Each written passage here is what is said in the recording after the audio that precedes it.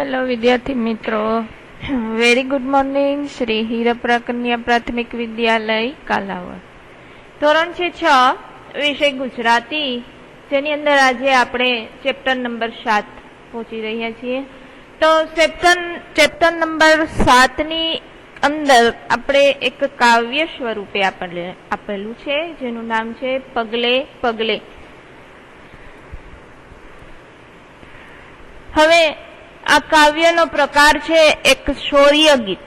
શૌર્ય ગીત સ્વરૂપે આપણને આપેલું છે. તો આ કાવ્યની અંદર આનો પ્રકાર છે આ કાવ્યનો શૌર્ય ગીત. શૌર્ય ગીત એટલે શું? તો કે આપણને કંઈક જુસ્સો ચડાવે એવું, એટલે કે કંઈક હિંમત આપે આપણને એવું સરસ મજાનું નાનકડું એવું કાવ્ય આપણને અહીં આપ્યું છે, જેના કવિ છે સંતબાલ. તો પહેલા સૌ પ્રથમ વિદ્યાર્થી મિત્રો આપણે કવિ વિશે થોડીક માહિતી મેળવી. સંતબાલ નામ છે કવિનું, જેનો જન્મ 26/8/1904 અને મૃત્યુ 26/3/1982. સંતબાલનો જન્મ છે એ મોરબી તાલુકામાં આવેલા ટોળ ગામમાં થયેલો. સંતબાલનું સંસારી નામ, એટલે કે સંતબાલ જ્યારે નાના હતા ત્યારે તેનું નામ શિવલાલ હતું. સંતબાલ તો જ્યારે તે સંત થયા ત્યારે તેનું નામ પડ્યું, પણ જ્યારે નાના હતા ત્યારે તેમનું નામ શિવલાલ હતું. તેઓ ક્રાંતિકારી જૈન સંત હતા. જૈન ધર્મના એકદમ ક્રાંતિકારી, એટલે કે કંઈક આગળ આવે એવા, ક્રાંતિ લઈ આવે તેવા જૈન સંત હતા. એટલે કે તે જૈન ધર્મના હતા અને તેમણે જૈન ધર્મની અંદર દીક્ષા લઈ લીધી હતી. આપણે જોઈ શકીએ છીએ બાજુમાં આપણને ફોટો પણ આપેલો છે, જે જૈન ધર્મના મુનિ હોય એવી રીતે આપણને દેખાય છે. હવે જોઈએ આપણે કે તેમણે જૈન ધર્મ, ભારતીય દર્શનો તેમજ અધ્યાત્મક વિષયક વિપુલ સાહિત્ય સર્જન કર્યું હતું. તેને જૈન ધર્મમાં પણ સરસ મજાનું સર્જન કર્યું હતું, ત્યાર પછી ભારતીય દર્શનોમાં પણ સર્જન કરેલું હતું. હવે સમાજને ઘડવામાં, એટલે કે સમાજનું ઘડતર કરવાના કાર્ય પણ તેમણે કર્યા હતા. તેમની પ્રેરણાથી, એટલે કે તેમના માર્ગદર્શનથી ગુજરાત અને મહારાષ્ટ્રની અંદર કેટલીક સંસ્થાઓ મુનિશ્રીના આદર્શ પ્રમાણે કાર્ય કરી રહી છે. એટલે કે તેમની પ્રેરણાથી ગુજરાત અને મહારાષ્ટ્રની અંદર કેટલીક સંસ્થાઓ ચાલે છે, જે આ સંતબાલ મુનિશ્રીના આદર્શ પ્રમાણે ચાલતી. સર્વધર્મ પ્રાર્થના, વિશ્વ વાત્સલ્ય, મહાવીર, બ્રહ્મચર્ય સાધના અને ધર્માનુબંધ, ત્યાર પછી વિશ્વ દર્શન જેવા 10 પુસ્તકો તેમણે આપ્યા હતા. આ બધા જ પુસ્તકો તેમણે લખ્યા હતા અને આપણને સમાજની અંદર આપ્યા હતા, જેવા 10 પુસ્તકો. હવે જોઈએ કાવ્યની માહિતી, કે આ કાવ્યની અંદર આપણને શું કહેવા માંગે છે, કેવી રીતે જીવન જીવવા માંગે છે, કેવી રીતે જીવનના માર્ગમાં આગળ વધવા માંગે છે, કઈ કઈ મુશ્કેલીઓ આવે તો તેમનો સામનો કરવો, તે પણ આપણને આમાં બતાવે છે. તો આ જે આપેલું છે તે કાવ્ય શૌર્ય ગીત અથવા તો કૂચ ગીતમાં કવિએ, કૂચ ગીત એટલે શું? તો કે આપણને કંઈક આપણે લડાઈ માટે આગળ જઈ રહ્યા હોય એવા ગીતની અંદર આપણને ડગલે ને ડગલે, એટલે કે એક એક પગલે ને પગલે આપણને આગળ વધવાનું કહ્યું છે. જીવનના માર્ગની અંદર મુશ્કેલીઓ તો આવવાની જ છે, સુખ દુઃખ આવવાનું જ છે, પણ તેનો સામનો કેવી રીતે કરવો અને આપણા જીવનના પંથને કેવી રીતે ઉજાડવાનું કહેવામાં આવ્યું છે. તો આપણે જીવનને કેવી રીતે સરસ મજાની ઉજ્જવળ કારકિર્દી આપવી, તે આપણને શૌર્ય ગીત દ્વારા મળી રહી છે. તો આપણે કાવ્યની શરૂઆત કરીએ. બહુ જ સરસ મજાનું કાવ્ય છે, તેથી વિદ્યાર્થી મિત્રો તમે પણ ધ્યાનથી સાંભળજો. પગલે પગલે સાવધ રહીને પ્રેમાળતા પ્રગટાવીએ જા, અંતરને અજવાળી વીરા પંથ તારો કાપીએ જા. પગલે પગલે એટલે કે હે વીરા, જીવનમાં તું જ્યાં જ્યાં આગળ ને આગળ, ડગલે ને ડગલે આગળ ચાલ, પણ કેવી રીતે?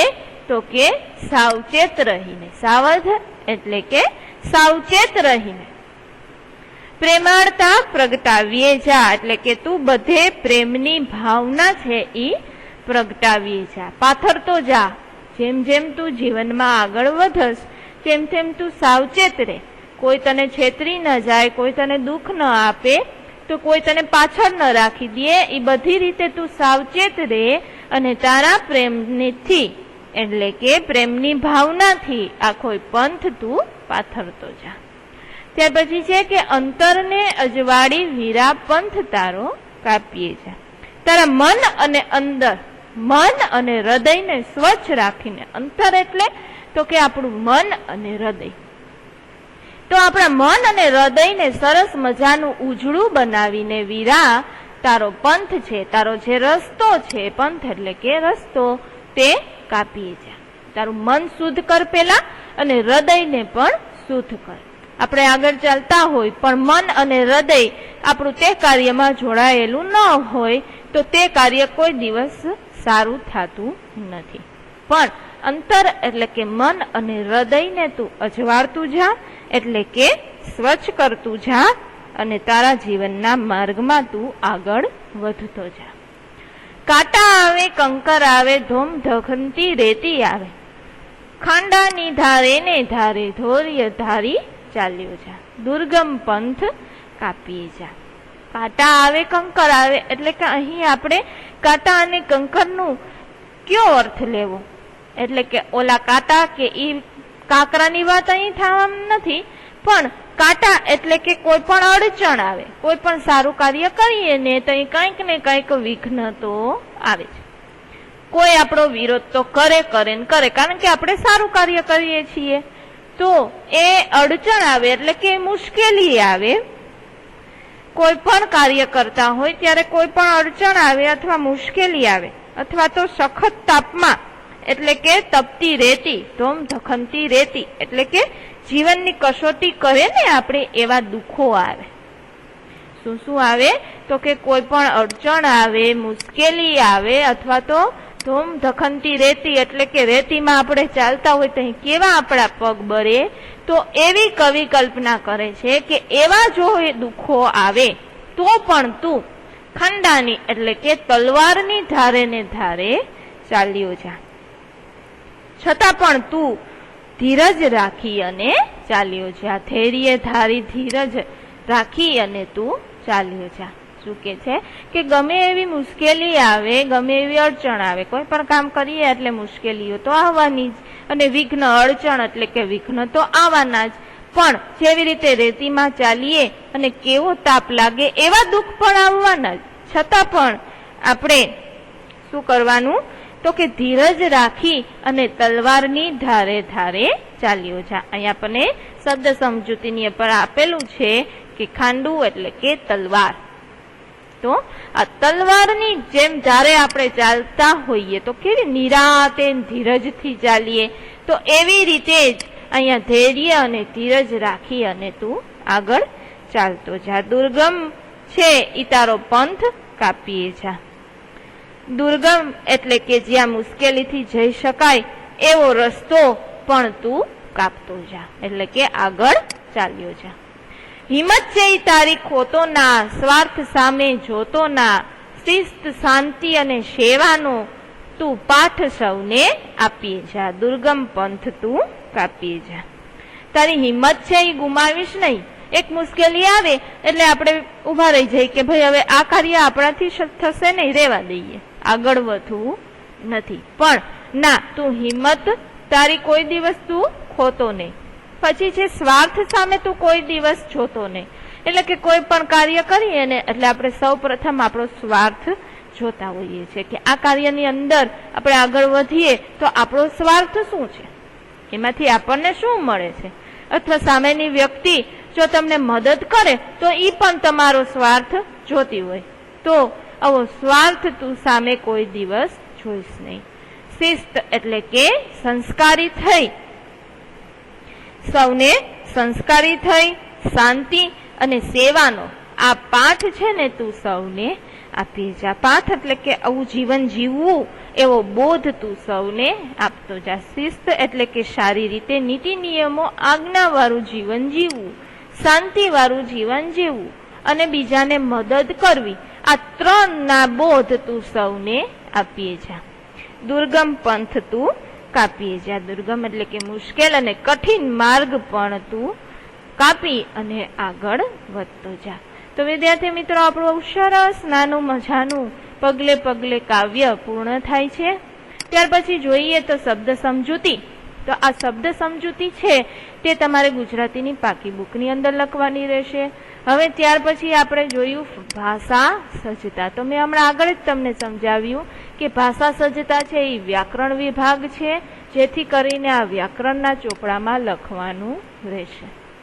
ભાષા સજ્જતાની અંદર આજે આપણે સંજ્ઞા એટલે કે કોઈ પણ નામ વિશે જોવાનું છે, જે આપણે 5મા ધોરણની અંદર પણ શીખી ગયા છીએ કે સંજ્ઞા એટલે શું. તો કે કોઈ પણ પ્રાણી, વ્યક્તિ, પદાર્થ કે વસ્તુ જે સૂચવે તેને આપણે સંજ્ઞા કહેવાય છે, તે આપણે જાણીએ છીએ. હવે કેટલીક સંજ્ઞાઓ એવી હોય છે, સંજ્ઞાઓના પણ પ્રકાર હોય છે કે દાખલા તરીકે વ્યક્તિવાચક સંજ્ઞા, જાતિવાચક સંજ્ઞા, સમૂહવાચક સંજ્ઞા, એવી રીતે સંજ્ઞાના પ્રકાર હોય છે. અહીં આપણને 2 સંજ્ઞાઓ વિશે વાત કરેલી છે, જે છે જાતિવાચક અને બીજું છે વ્યક્તિવાચક. તો આપણે શરૂઆત કરીએ. અહીં આપણને કેટલીક સંજ્ઞાઓ એટલે કે કેટલાક નામ આપ્યા છે, જેમ કે ઝાડ, નદી, પર્વત, સરોવર, પશુ, પંખી, નગર, ગામ, શાળા અને ફૂલ. આવી રીતે સંજ્ઞાઓ આપેલી છે, એટલે કે કોઈ પણ નામ આપેલા છે. હવે જ્યાં ઉપર નામો એટલે કે જે સંજ્ઞા આપેલી છે ને, તે નામથી ઓળખાતા આખા સમૂહને તેમજ તેમનાના દરેક લાગુ પડે છે. શું કે છે? દાખલા તરીકે આ ઝાડ છે, બરાબર? તો એ ઝાડની એક જાતિ આપણને ખબર પડે છે કે ભાઈ ઝાડ એટલે કે કોઈ પણ વૃક્ષ આવી શકે. નદી તો કે કોઈ પણ નદી આવી શકે. પછી ગંગા હોય, જમના હોય, કોઈ પણ હોય, પણ તેની જાત શું થઈ? તો કે નદી. ત્યાર પછી જોઈએ તો કે પર્વત. તો પર્વતમાં પણ ગમે તે પર્વત આવી શકે. તો જાત તો થઈ પર્વત, ગિરનાર હોય, પાવાગઢ હોય, ગમે તે હોય, હિમાલય હોય, પણ થઈ શું? પર્વત. પશુ તો કોઈ પણ પશુ, પંખી તો કોઈ પણ પંખી, નગર તો કોઈ પણ શહેર, બરાબર? ગામ તો કોઈ પણ ગામ, પણ એની મૂળ શું કહેવાય? જાતિ કહેવાય, બરાબર? તો આવી બીજી જાતિવાચક સંજ્ઞાઓ પાઠ્યપુસ્તકોમાંથી શોધીને અહીં લખવાની રહેશે. હવે જાતિવાચક સંજ્ઞા એટલે શું એ હું તમને કહું કે કોઈ પણ વસ્તુની જાતિ દર્શાવવામાં આવે એને આપણે જાતિવાચક સંજ્ઞા કહેશું. જેમ કે આખી જાતિને લાગુ પડતી હોય. ઝાડ છે તો એ ઝાડ છે એ બધા વૃક્ષોની જાતિને લાગુ પડે, જેથી એને કહીએ આપણે જાતિવાચક સંજ્ઞા, બરાબર છે? પછી ત્યાર પછી કોઈ પણ શહેરનું નામ આપેલું હોય કે ભાઈ મોટા શહેરોની અંદર આવી જ રીતના વાહન વ્યવહારની, ટ્રાફિકની સમસ્યા હોય છે, બરાબર? તો કોઈ પણ શહેરની વાત થઈ તો એ શહેર વાળું વાક્ય છે તો એ ક્રિયામાં આવે તો કે જાતિવાચક સંજ્ઞામાં, બરાબર? આની અંદરથી આપણે જાતિવાચક એટલે કે જે જાતિ દર્શાવતી હોય એવી સંજ્ઞાઓ ગોતી, એટલે કે માત્ર નામ લખીને જ અહીં આપણે રાખવાના છે, જેમ કે અહીં નામ લખેલા છે તેવી જ રીતે. ત્યાર પછી જોઈએ આપણે બીજું જે જાતિવાચક સંજ્ઞાઓનો બીજો જે ક્રમ છે તે જોઈએ, જેમાં આપણને વ્યક્તિવાચક સંજ્ઞાઓ એવું સૂચવે છે. દાખલા તરીકે જોઈએ કે વલ્લભભાઈ, ગાંધીજી, પ્રિયા, કબીરવડ, હિમાલય, ગંગા નદી, ભાવનગર અને સુરત. હવે બધી સંજ્ઞાઓ કોઈ ચોક્કસ વ્યક્તિ અથવા સ્થળની જ માહિતી આપે છે. વલ્લભભાઈ એટલે કે વલ્લભભાઈ નામની વ્યક્તિની જ આપણને માહિતી આપે છે. ગાંધીજી એટલે કે ગાંધીજી જે કઈ કહેતા આપણને તેના જ આપણને વિશે વાત કરવામાં આવી છે. ત્યાર પછી જોઈએ ગંગા નદી એટલે કે ગંગા નદી વિશે ચોક્કસ જ ગંગા નદી વિશે વાત કરવામાં આવી છે. મેં તમને આગળ કહ્યું કે નદી તો કોઈ પણ નદી હોય તે જાતિમાં લે, પણ બધી નદીઓનો જો એવી રીતે ઉલ્લેખ કર્યો હોય તો, પણ અહીં તો આપણને નામ જ આપી દીધું છે. ત્યાર પછી જોઈએ કે સુરત, તો સુરત માત્ર ને માત્ર સુરત વિશે જ વાત થઈ છે તો તે શું આવશે? વ્યક્તિવાચક સંજ્ઞા. કોઈ પણ ચોક્કસ વ્યક્તિ કે સ્થળની જ વાત થઈ હોય. હવે જે સંજ્ઞા છે એટલે કે નામથી ઓળખાતી એક વ્યક્તિ અથવા એક સ્થળને જે લાગુ પડે ને તેને વ્યક્તિવાચક સંજ્ઞા કહે છે. મેં કીધું કે વલ્લભભાઈ એટલે કે વલ્લભભાઈ વિશે જ વાત થઈ છે, સુરત એટલે કે સુરત શહેર વિશે જ વાત થઈ છે. તો કોઈ ચોક્કસ વ્યક્તિ છે અથવા તો કોઈ ચોક્કસ સ્થળ છે, બરાબર? તો એને આપણે કહેશું વ્યક્તિવાચક સંજ્ઞા. તમને વિદ્યાર્થી મિત્રો પરીક્ષાની અંદર પૂછે, એક વાક્ય આપેલું હોય, તેમાંથી એમ પૂછે કે આ વાક્ય કઈ સંજ્ઞાનું આપેલું છે, અથવા તો આમાંથી વ્યક્તિવાચક સંજ્ઞા ગોતો અથવા તો જાતિવાચક સંજ્ઞા ગોતો. તો તમારે આને યાદ રાખવાનું. જો એક સ્થળ કે એક વ્યક્તિ જ વિશે વાત થઈ હોય તો તે વ્યક્તિવાચક સંજ્ઞા છે, બરાબર? કોઈ જાતિ વિશે વાત થઈ હોય કે નદીની જાતિ, ઝાડની જાતિ, પર્વતની જાતિ, તો તે જાતિવાચક સંજ્ઞા છે. તો અહીં આપણે છઠ્ઠા ધોરણની અંદર બે જ સંજ્ઞાઓ વિશે માહિતી મેળવવાની છે, જે હતી જાતિવાચક અને વ્યક્તિવાચક. ત્યાર પછી જોઈએ તો કે અભ્યાસ. આ અભ્યાસ છે તે આપણે જે હમણાં કાવ્ય સમજ્યા તેના ઉપરથી જ હોય છે, જેથી કરીને અભ્યાસ, આ પ્રશ્નના ઉત્તરો, આ બધું જ તમારે ગુજરાતીની પાકી બુકમાં લખવાનું રહેશે. ત્યાર પછી જોઈએ તો કે માગ્યા પ્રમાણે કરો. તો કે સમાનાર્થી શબ્દ આપવાના છે અને વિરોધી શબ્દ આપવાના છે. ત્યાર પછી છે શબ્દકોશને ક્રમમાં ગોઠવવાના છે, જે આપણે આગળ શીખી ગયા છીએ કે સૌ પ્રથમ સ્વર લેશું અને ત્યાર પછી વ્યંજન લેશું. તે પણ તેની પ્રેક્ટિસ તમે કરજો કે સૌ પ્રથમ અ આ ઈ પ્રમાણે લેશું અને ત્યાર પછી કલમખળિયા પ્રમાણે. હવે પંક્તિના શબ્દો છે ને એને આડાઅવળા થઈ ગયા છે, એને ક્રમમાં ગોઠવવાના છે. કાવ્યને બરાબર વાંચો અને ત્યાર પછી આ બંને પંક્તિને વ્યવસ્થિત ગોઠવો. હવે આ કોષ્ટકની અંદરથી આપણને સમાનાર્થી શબ્દો ગોતવાના છે. જે આ શબ્દ આપેલા છે ને એના આપણે સમાનાર્થી શબ્દ આ કોષ્ટકની અંદરથી ગોતવાના છે. દાખલા તરીકે હું તમને કહું કે નિર્ભય તો નિડર, આવી રીતે તમારે ગોતવાના રહેશે. ચોર તો બળ. તો બીજા છે જે સમાનાર્થી શબ્દ આ કોષ્ટકની અંદર આપેલા છે તે ગોતજો અને તમારી બુકમાં લખજો. Thank you.